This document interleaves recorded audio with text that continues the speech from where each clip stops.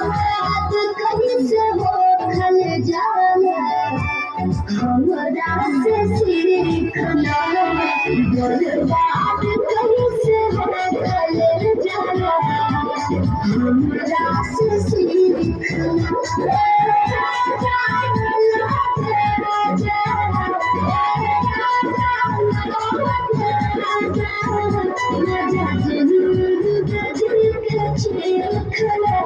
बर्बाद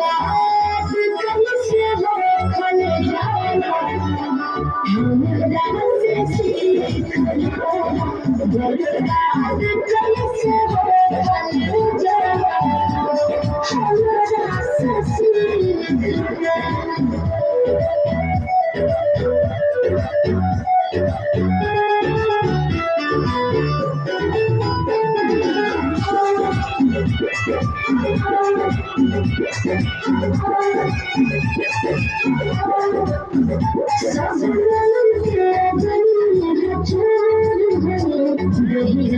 से थकावट से